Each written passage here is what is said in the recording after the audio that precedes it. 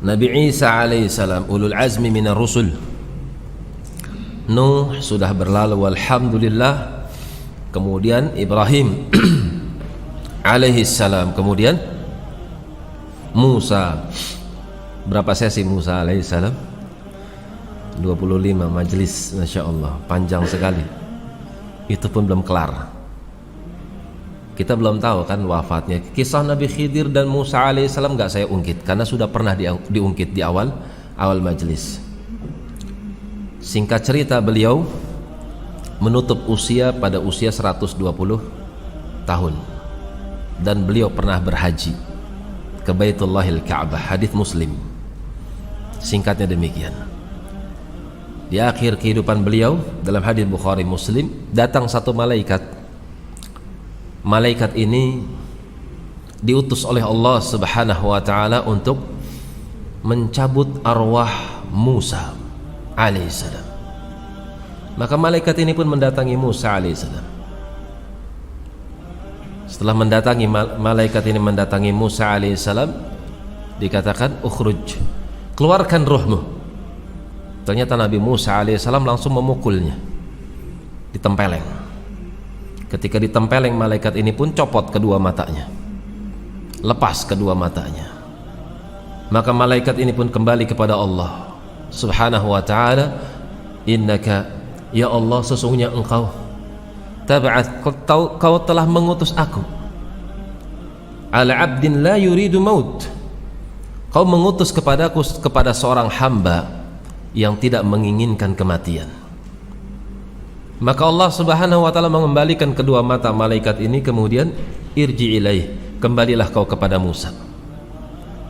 Maka ketika kembali dikatakan bahwasanya aku adalah malaikat al-maut yang diutus oleh Allah Subhanahu wa ta'ala untuk mengambil arwahmu. Maka Nabi Musa alaihissalam untuk yang kedua kalinya beliau katakan fal'an, kalau begitu silahkan. Kenapa Nabi Musa alaihissalam memukul malaikat? Ketika malaikat itu ingin mengambil ruhnya Musa alaihissalam, jawabannya tabiat manusia. Manusia ketika datang sesuatu yang memudaratkan, tentu dia akan menolaknya, kan gitu.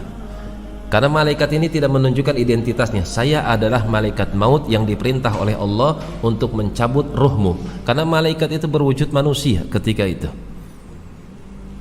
Karena itu ketika dalam wujud yang kedua malaikat itu mengatakan bahwasanya aku adalah utusan Allah untuk mencabut ruhmu, maka ketika itu Nabi Musa pasrah dan beliau menutup usia sampai 120 tahun alaihissalam. Kemudian masuk pada kisah Nabi Isa alaihissalam. Kisah Nabi Isa alaihissalam itu enggak luput dengan kisah siapa? Ibunya, ya enggak?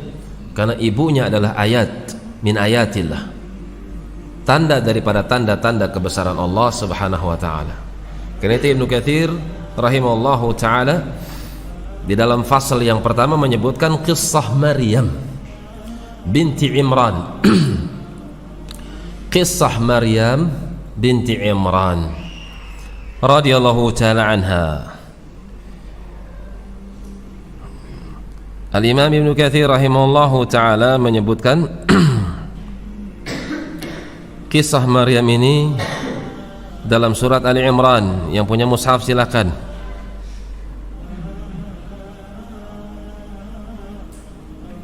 Surat Ali Imran ayat ke-33.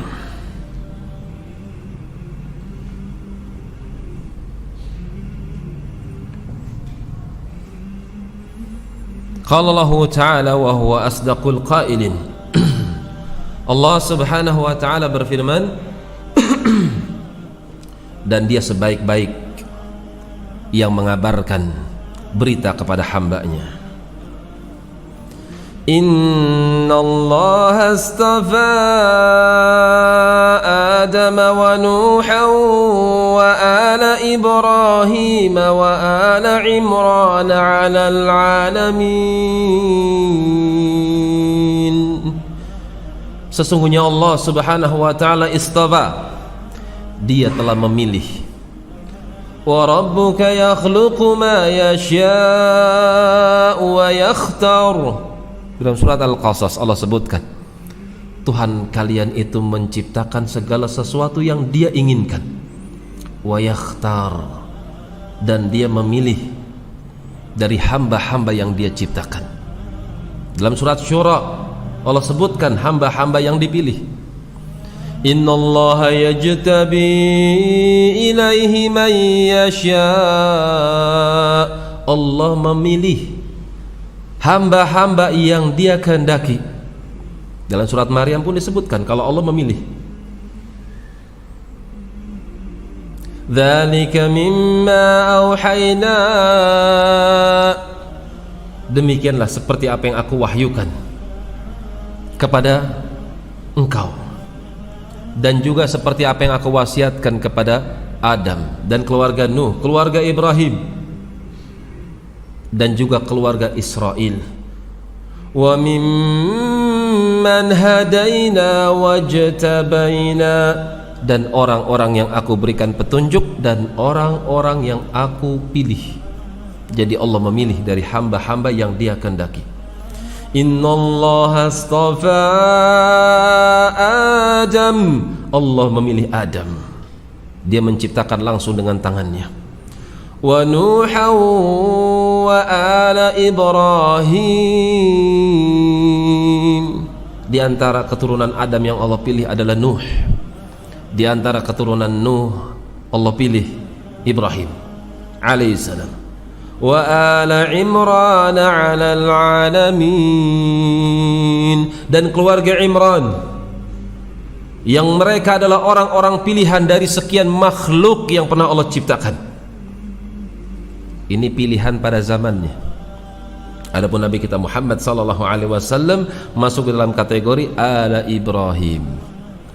Adapun ala Imran masuk dalam kategori ala Daud. Karena Nabi Isa alaihissalam keturunan silsilahnya sampai kepada Sulaiman, sampai kepada Daud alaihissalam. Dzurriyyatan ba'dhuha min ba'd, sebagian mereka dengan sebagian yang lain adalah keluarga. Wallahu sami'un alim. Allah Maha mendengar dan Dia Maha mengetahui. Siapakah keluarganya Maryam? Di sini nggak disebut ucapan bapaknya, tapi ibunya. Ibunya adalah Hamnah bintu Farduq radhiyallahu taala anha. Ibnu Katsir menyebutkan ada dua pendapat di sini, bahwasanya Hamnah di sini adalah saudarinya siapa? Adik dari istrinya Zakaria alaihissalam. Jadi Maryam siapanya? Zakaria. Ibunya Maryam itu adik iparnya Nabi Zakaria, berarti Maryam keponakan Zakaria. Ada dua pendapat, yang satu mengatakan kakak. Wallahu a'lam, tapi yang dikuatkan oleh Ibnu Katsir rahimahullahu taala, beliau adalah adik iparnya Zakaria. إذ قالت امرأة عمران رب إني نذرت لك ما في بطني محررا فتقبل مني.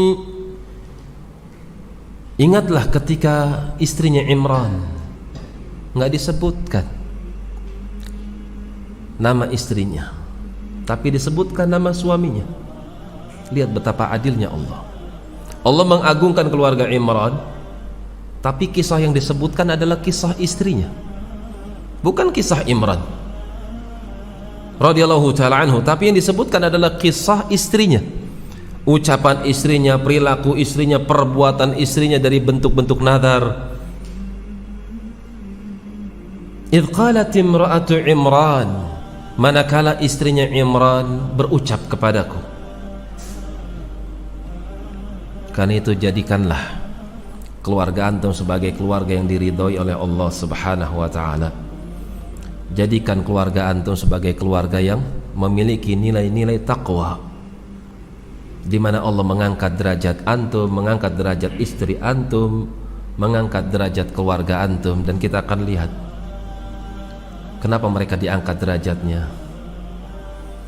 إذ قالت امرأة عمران رب إني نذرت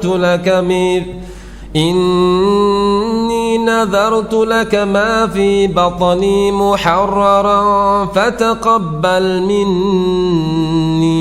Duhai Allah, aku bernazar. Apa arti nazar? Seorang mewajibkan sesuatu yang asalnya nggak wajib, itu nazar. Nazar terbagi jadi berapa? Dua. Satu mutlak, satu muqayyad. Apa itu mutlak? Nggak ada kaitan dengan balasan, nggak ada kaitan dengan ganjaran. Muqayyad ada keterkaitan dengan balasan. Contoh mudah, kalau saya sembuh, saya akad ini, itu namanya apa? Ada keterkaitan dengan balasan? Ada. Kalau begitu namanya apa? Nadar muqayyad. Nadar yang memiliki keterkaitan dengan balasan. Kalau saya diterima lamarannya, kalau saya sembuh dari penyakit ini, saya akan sedekah. Kalau saya diterima di perusahaan ini, saya akan puasa. Kalau lamaran saya diterima, saya akan melakukan ini dan itu. Dia tetapkan kewajiban untuk dirinya, asalnya kan gak wajib, tapi dia tetapkan untuk dirinya. Itulah nadar. Adapun nadar mutlak adalah nadar yang gak ada keterkaitan dengan balasan. Pokoknya saya nanti malam wajib sholat malam dalam rangka taat kepada Allah. Itu nadar mutlak namanya. Kalau sudah dirinci baru ketahuan hukumnya. Kalau nadar mutlak, maka hukumnya mandub, hukumnya mustahab, disenangi. Adapun nadar muqayyad, makruh, suatu hal yang dibenci, tidak disukai. Innama yustakhraj minal bakhil. Tidaklah nadar itu keluar kecuali dari orang yang pelit, kata Nabi sallallahu alaihi wasallam. Kalau mau sedekah, kenapa nunggu sembuh? Kalau mau melakukan amalan yang soleh, puasa misalnya, infak misalnya, kenapa nunggu sembuh? Kenapa nunggu lamaran diterima? Sedekah aja, puasa aja, sholat aja, jangan nunggu balasan. Jelas sampai sini? Adapun wanita ini, dia bernazar dengan nazar mutlak. Nazartu lak, ya Allah, aku bernazar untuk engkau ya Allah. Ma fi batni, apa yang ada di dalam perutku, janin. Muharraran, ya Allah, anak ini aku akan jadikan seorang yang berkhidmat, bebas. Muharraran itu bebas, bebas dari dunia, Masya Allah. Pokoknya anak ini berkhidmat di Masjid Baitul Maqdis, gantiin bapaknya. Bapaknya termasuk imam bersama Zakaria alaihissalam. Fataqabbal minni, duhai Allah, mohon perkenankanlah nadar dariku. Innaka antas sami'ul alim, sungguh engkau itu maha mendengar wahai Allah, dan engkau itu maha mengetahui. Kau dengar curahan hatiku dan engkau mengetahui isi hatiku. Jujur. Kalau ingin keluarga antum berberkah, latih kejujuran di tengah-tengah keluarga antum. Suami ya jujur sama istrinya, istri juga jujur sama suaminya, orang tua jujur sama anaknya, anak pun dilatih untuk jujur sejak dini. Jangan takut sama hukuman. Kesalahan akui, jangan sampai dusta. Jujur dilatih. Karena itu keluarga ini diberkahi. Di antara sebabnya jujur. Kemudian ikhlas terutama. Nadartu laka, aku nadar untuk engkau ya Allah, tidak kepada yang lain. Ikhlas. Kalimat nadartu, biasakan keluarga antum penuh dengan ibadah. Biasakan anak qobliyah ba'diyah dilatih. Orang tua pulang ke rumah, tunjukkan kepada anak-anaknya qobliyah di rumah, ba'diyah di rumah. Kalau toh memang harus ke masjid, tunjukkan kepada anak qobliyah dan ba'diyah. Tontonin kepada si anak, pertontonkan kepada si anak dengan perbuatan antum. Demikian pula tilawah, ba'da subuh pulang ke rumah, buka kitabnya, buka Qur'annya. Jangan cari selimut ngukur kasur. Ditonton sama anaknya, Masya Allah enak banget Umi, Masya Allah, ikut nyempil. Kalau ingin berberkah, biasakan hidupkan rumah tangga dengan ibadah.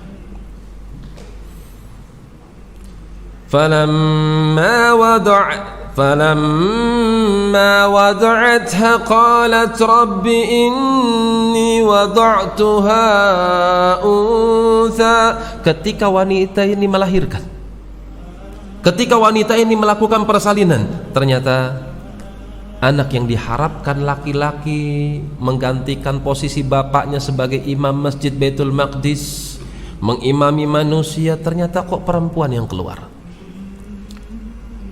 Qalat Rabbi, duhai Allah, inni wada'tuha untha wallahu a'lamu bima wada'at. Duhai Allah, ternyata anakku perempuan ya Allah. Allah lebih tahu dari apa yang dikeluarkan wanita tersebut. Dalam qiraah yang lain disebutkan wallahu a'lamu bima wada'tu, dibaca dhammah.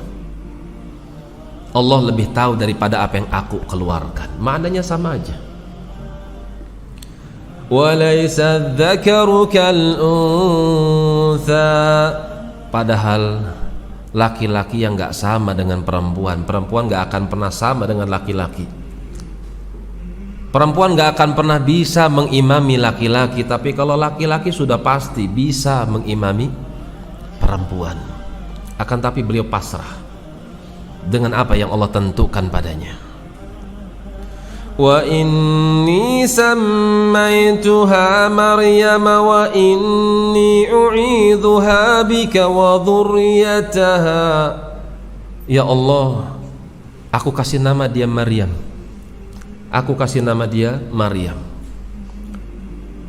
Di sini pun kita mendapatkan pelajaran bahwasanya termasuk suatu hal yang dibenarkan manakala seorang punya anak langsung kasih nama. Nabi SAW pun pernah dalam hadis Anas, beliau mengumumkan kepada manusia, wulidtu, dilahirkan untukku walad, seorang anak dilahirkan, seorang anak telah terlahirkan untukku dari Maryam atau Maria al-Qibtiyah, wasammaituhu Ibrahima atau wasamaitu bismi abi Ibrahima. Aku langsung kasih nama sesuai dengan nama bapakku, yaitu Ibrahim, Ibrahim bin Muhammad sallallahu alaihi wasallam. Hari pertama langsung kasih anak atau langsung dikasih nama. Namanya yang bagus-bagus ya, nama para nabi, nama orang-orang salih. Jangan asal comot dari Quran. Nama anakmu siapa? Setelah saya baca Quran, kayaknya bagus deh namanya. Siapa? Firaun. Terus panggilannya apa? Uun. Jangan asal beri nama. Dulu pernah dapat cerita ya dari Ustadz mana Makassar ya. Ada anak namanya Tony. Kok Tony namanya, kan banyak nama-nama Islam, ada Abdullah, ada Abdurrahman. Kenapa kok dikasih nama Tony? Dia katakan, saya dapat nama ini dari Al-Quran. Loh, dari mana Al-Quran? Mana ayat yang dibaca? A'udzubillahi minasyaitonir. Itu bukan Al-Quran. Isti'adzah itu bukan Al-Quran. Isti'adzah itu bukan kalamullah. Isti'adzah itu apa? Doa. Apa mungkin Allah berdoa, aku berlindung kepada Allah? Maka apakah mungkin dia berlindung kepada dirinya sendiri? Aku berlindung kepada diriku. Dari siapa? Dari syaitan yang terkutuk. Berarti ada sesuatu yang Allah khawatirkan. Kan nggak mungkin. Karena itu Ibnu Utsaimin rahimahullahu ta'ala menyebutkan itu bukan kalamullah. Nanti pulang kasih nama Tony, jangan ya. Walaysa dzakaru kal untha. Laki itu enggak, atau perempuan itu enggak sama dengan laki-laki. Wa inni sammaituha Maryam. Ya Allah, aku berikan nama untuk anakku itu Maryam. Wa inni u'idzuha, dan aku minta perlindungan kepada Engkau ya Allah, bika, dengan menyebut namamu ya Allah. Wa dzurriyyataha, dan juga keluarga perempuan ini nih, perempuan apa? Keluarga anak ini nih, Maryam maksudnya. Minasyaitonir rajim, dari syaitan yang terlaknat, yang terkutuk.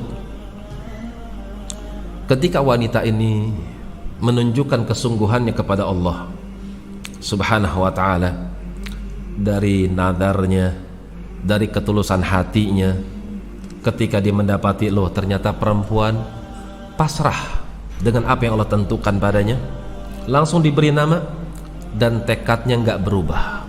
Tetap anak ini meskipun perempuan akan berkhidmat untuk agama, nggak boleh dikasih pelajaran-pelajaran dunia. Maryam nggak ngerti urusan dunia. Abu Hurairah radhiyallahu ta'ala menyebutkan bahwasanya beliau pun nggak pernah menunggang keledai, nggak pernah menunggang sesuatu, diem di rumah kerjaannya radhiyallahu ta'ala anha. Kemudian ayat berikutnya, fataqabbalaha rabbuha biqabulin hasanin wa ambataha nabatan hasanan wa kaffalaha Zakaria. Maka Allah pun, Tuhannya wanita ini, menerima nadar yang dia ikrarkan, biqabulin hasanin, dengan penerimaan yang amat baik. Kita di sini punya ma'had ya, ikhlaskan hati antum. Kita punya masjid, makmurkan masjid ini dengan penuh keikhlasan. Jangan lihat jemaahnya ya cuma segini doang jemaahnya, muridnya cuma segini, jangan dilihat itunya. Allah tidak lihat jumlah, yang Allah perhatikan adalah ahsanu amala, yang paling terbaik. Di mana letak keikhlasan antum? Tunjukkan kepada Allah Subhanahu wa ta'ala. Jika memang niatan antum tulus, pasti akan berberkah.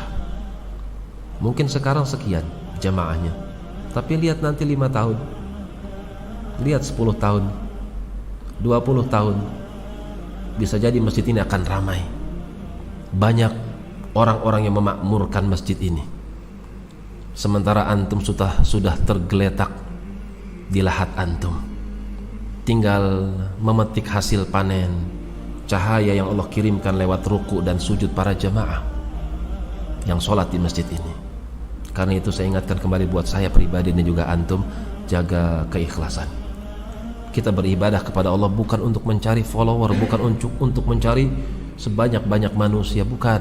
Yang paling utama adalah kita ingin tunjukkan kepada Allah Subhanahu wa ta'ala bahwasanya kita telah bersungguh-sungguh untuk menjalankan perintahnya, bersungguh-sungguh meninggalkan dari bentuk larangan-larangannya, dan bersungguh-sungguh untuk menebarkan sunnah nabinya sallallahu alaihi wasallam. Fataqabbalaha, maka Allah pun menerima, rabbuha, Allah menerima nazar wanita ini, biqabulin hasanin, dengan penerimaan yang baik, wa ambataha nabatan hasana, dan Allah tumbuhkan wanita ini dengan pertumbuhan yang amat baik, makan dari rizki yang halal. Matanya nggak pernah melihat sesuatu yang diharamkan, telinganya tidak pernah mendengarkan sesuatu yang diharamkan oleh Allah Subhanahu wa ta'ala, tumbuh dengan penuh kesucian. Wa kaffalaha Zakaria, dan dididik oleh pakdenya sendiri, Zakaria.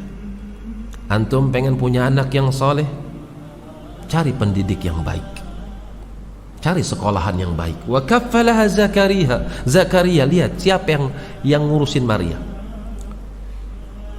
siapa yang mengatur kehidupan Maryam, siapa yang membimbing, yang memberikan petunjuk kepada Maryam. Yang mendidiknya adalah seorang nabi. Jika anda punya putri, cari orang-orang yang salih, supaya keluarga antum berberkah, memiliki keturunan yang salih. Kullama dakhala 'alaiha Zakaria al-mihrab wajada 'indaha rizqa qala ya Maryam anna anna laki hadha qalat huwa min indillah. Ketika Zakaria masuk ke dalam kamarnya Maryam, ketika Zakaria masuk ke dalam kamarnya Maryam di mihrab di dekat tempat imam, wajada indaha rizqa. Nabi Zakaria mendapatkan sebuah rizki, makanan, buah-buahan musim panas itu ada di sekitar Maryam ketika musim dingin. Buah-buahan musim dingin itu ada di bejana-bejana Maryam padahal ketika itu musim panas. Suatu hal yang dipandang yang tidak memungkinkan pada zaman dahulu. Kalau zaman sekarang mungkin aja, banyak buah-buahan, banyak toko. Ini zaman dahulu di mana alat transportasi itu terbatas. Tapi Zakaria melihat sesuatu yang sangat menakjubkan.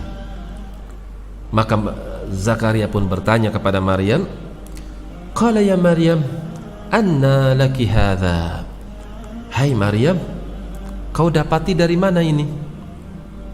Ucapan beliau, qalat huwa min indillah. Seluruh rizki ini berasal dari sisi Allah subhanahu wa ta'ala. Tauhid diajarkan sejak dini, selalu diingatkan. Mungkin orang sekarang nggak tahu, tadi saya sini nggak ada, sekarang tiba-tiba ada, saya nggak tahu, ajaib. Tidak. Tapi segala sesuatu daripada bentuk nikmat selalu disandarkan kepada Allah subhanahu wa ta'ala. Qalat huwa min indillah. Semua berasal dari sisi Allah. Az-Zubair ibn al-Awwam radhiyallahu ta'ala anhu, ketika beliau merasa akan meninggal, beliau mewasiatkan kepada anaknya Abdullah ibn Zubair radhiyallahu ta'ala anhuma, yaitu pesan tentang hutang, bahwasanya dirinya punya hutang kepada fulan, kepada fulan, kepada fulan. Kemudian apabila engkau merasa terbebani dengan hutang tersebut, mintalah kepada tuannya Zubair. Kata Abdullah, ma daraitu man maula Zubair. Aku nggak ngerti siapa sih maksudnya tuannya Zubair. Hatta qultu, sampai aku katakan, man maulak, tuan anda maksudnya siapa? Lihat kata Zubair bin Al-Awwam, Allah. Minta kepada Allah, nak. Jadi dipupuk. Meskipun anak sudah jadi ulama, Abdullah bin Zubair ulama sudah ketika itu, tapi memang sahabat radhiyallahu ta'ala anhu selalu mengingatkan kepada Allah, Allah, Allah, minta kepada Allah, nak. Seperti ucapan Nabi, idza sta'anta fasta'in billah. Kalau kau perlu bantuan, mintalah kepada Allah subhanahu wa ta'ala. Kita pengen bikin ma'had, bikin pondok, butuh dana sekian miliar. Yang pertama kali kita lakukan adalah jaga hubungan kita dengan Allah, jaga hati kita, jaga keikhlasan kita. Ketok pintu langit rame-rame sepertiga malam terakhir, yuk perketat ibadah kita, yuk kita minta sama Allah subhanahu wa ta'ala sepertiga malam terakhir. Itu dulu yang paling pertama kali untuk dilakukan. Jangan ngebidik fulan muhsinin dari Dubai, dari Saudi, dari Qatar misalnya. Itu belakangan, nomor sekian. Nomor pertama itu antum ketok pintu langit, bismillah, doa, rame-rame memperbaiki hati, minta kepada Allah. Mudah bagi Allah untuk memberikan apa yang kita inginkan. Qalat huwa min indillah. Aku dapati ini dari Allah subhanahu wa ta'ala. Innallaha yarzuqu man yasha'u bighairi hisab. Maka Maryam pun mengatakan, karena Allah subhanahu wa ta'ala kalau sudah memberikan rizki kepada hamba-hamba yang dia inginkan, maka dia akan memberi rizki tanpa ada batasan. Wahai Pak D, ini ucapan Maryam kepada Zakaria alaihissalam. Ketika Zakaria mendengarkan ucapan Maryam radhiyallahu ta'ala anha, Allah memberikan rizki kepada hamba yang dia ingin, yang dia kehendaki tanpa ada batasan. Jika Allah ingin memberikan rizki kepada hamba-hambanya, maka sungguh rizki itu tidak akan pernah ada batasannya. Dia akan berikan kepada hamba-hamba yang dia inginkan. Maka Nabi Zakaria mendapatkan taufik. Beliau mengambil ibrah dari ucapan Maryam, karena itu beliau berdoa.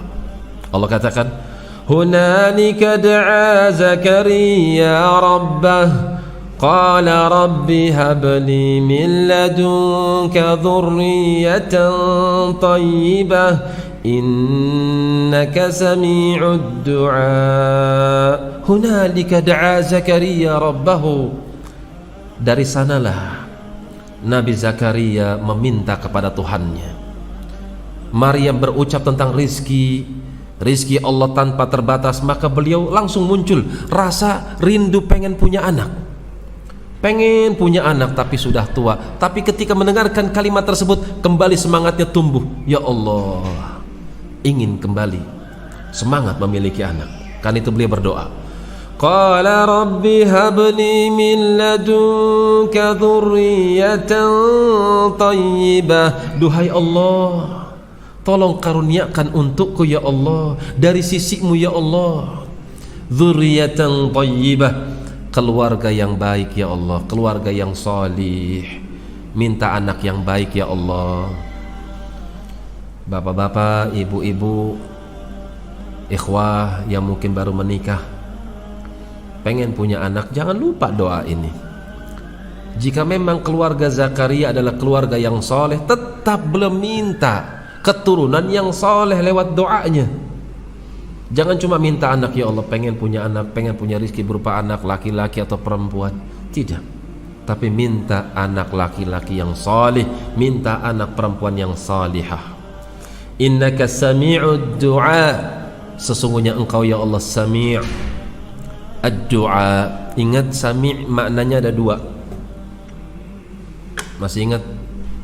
Yang pertama apa? Anak kasih tahu, maha mendengar. Yang kedua apa?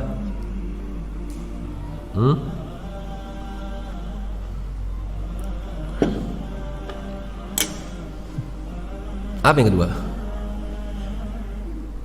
Yang mengabulkan. Jadi sami' mananya mujib, yang mengabulkan. Seperti ucapan Ibnu Utsaimin dalam Syarah Aqidah Wasithiyah, innaka sami'ud du'a, duhai Allah sesungguhnya engkau maha mengabulkan doa. Jadi bukan mendengarkan doa, sesungguhnya engkau mendengarkan doa. Lah kalau dengar doa tapi nggak dikabulin. Jadi makna sami' adalah mujibu da'wah, yang mengabulkan permohonan orang yang memohon. Innaka sami'ud du'a, doa pengen licin, doa pengen lancar, ayat berikutnya ada tips-tipsnya.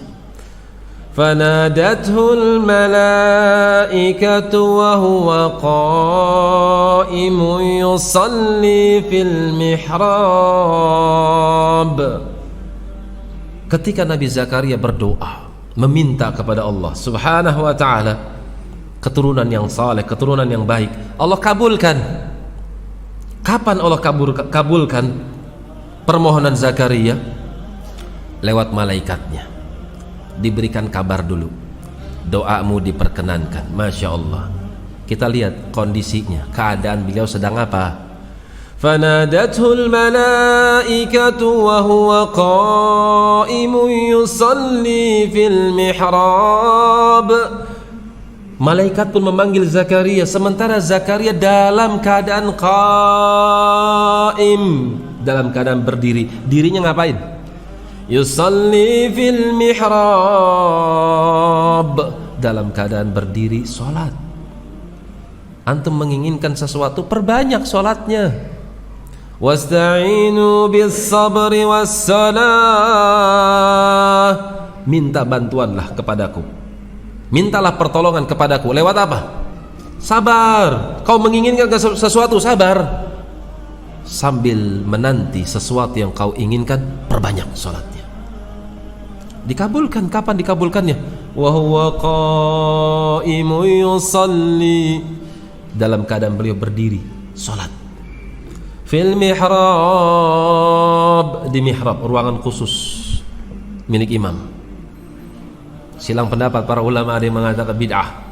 Syekh Muhammad bin Abdul Wahhab Al-Wasabi Al-Yamani rahimahullah mengatakan mihrab itu bid'ah. Syekh Saleh Fauzan mengatakan la, tidak bid'ah, bukan sesuatu yang baru. Silang pendapat para ulama, jangan terlalu ekstrim. Tutup, ratain, jadi sempit masjidnya. Bongkar lagi, kenapa? Ikutin pendapat Syekh Saleh Fauzan. Besok tutup lagi, ngikutin Syekh Muhammad bin Abdul Wahhab. Masya Allah, ganti takmir, ganti model masjidnya. Yang seneng Pak Tukang dapat kerjaan. Lihat kabar gembiranya. Annallaha yubashshiruka bi Yahya musaddiqan bi kalimatin minallah.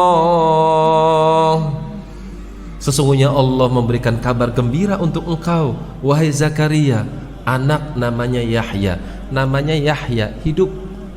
Anak ini bakal hidup.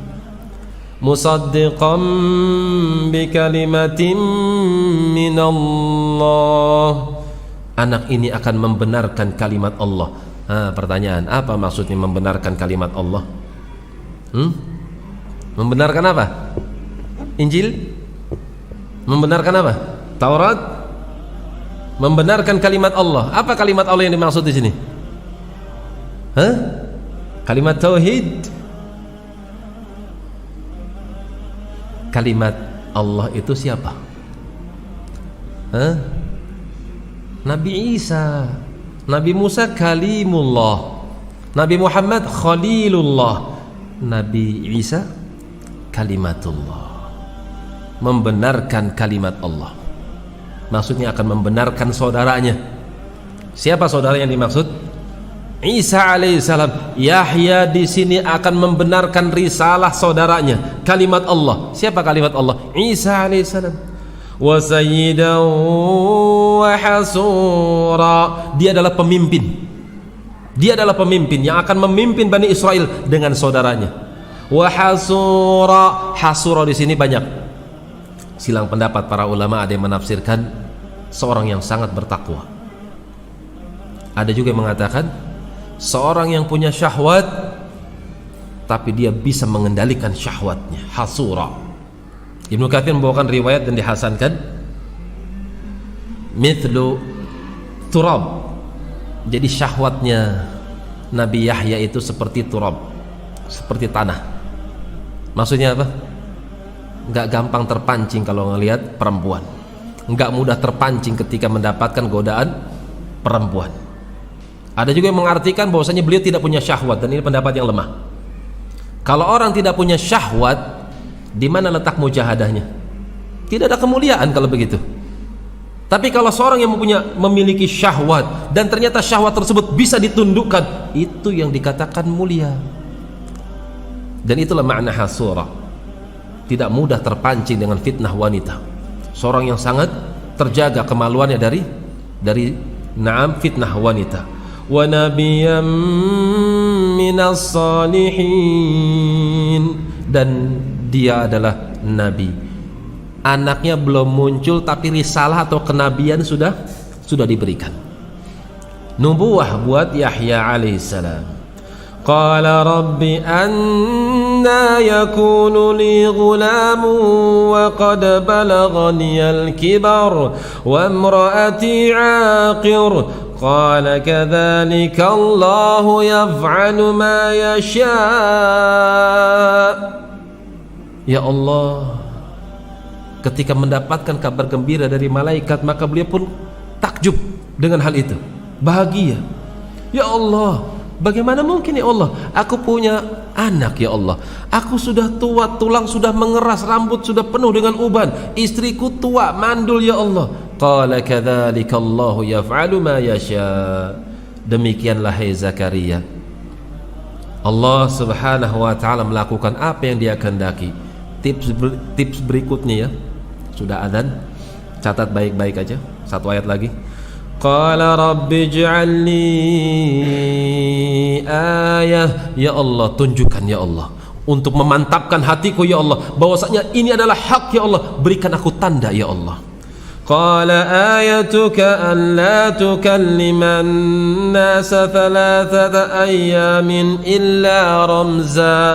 Tandamu adalah kau tidak akan pernah bicara kepada manusia. Kau nggak akan pernah bisa ngomong kepada mereka manusia. Thalathata ayyamin, selama 3 hari. Illa ramza, kecuali rumus saja, isyarat. Tidak ya tidak, iya yang ngangguk. Isyarat aja. Selama 3 hari kau tidak bisa bicara. Cuman uniknya kalau tasbih lancar. Subhanallah, Allahu Akbar, la ilaha illallah, alhamdulillah, bisa ngomong seperti itu. Tapi kalau bicara dengan mereka manusia, kaku lisannya. Ini merupakan tanda yang besar buat Zakaria. Kan itu Allah katakan, wadhkur rabbaka katsira. Perbanyaklah untuk menyebut nama Allah. Perbanyaklah untuk mengagungkan nama Tuhanmu sebanyak-banyaknya. Wasabbih bil 'ashyi wal ibkar, khusus pada waktu pagi dan petang sucikanlah dia. Perbanyak tasbih, perbanyak istighfar, perbanyak untuk mengingat Allah Subhanahu wa taala. Itu termasuk sesuatu yang akan melicinkan doa antum. Ada berapa sudah? Ada berapa? Hafal nggak? 1 di antara sebab yang memudahkan, yang melancarkan doa seorang hamba, 1 apa? Salat, terus sabar, terus tasbih khusus pada waktu pagi dan apa? Petang. Kemudian ud'ullaha wa antum muqinuna bil ijabah, mintalah kepada Allah dengan penuh keyakinan bahwasanya doamu pasti dikabulkan. Itu diantara sebab dimudahkannya, dilancarkannya doa seorang hamba. Wallahu ta'ala alam bis-shawab. Sudah isya. Subhanakallahumma wa bihamdik asyhadu an la ilaha illa anta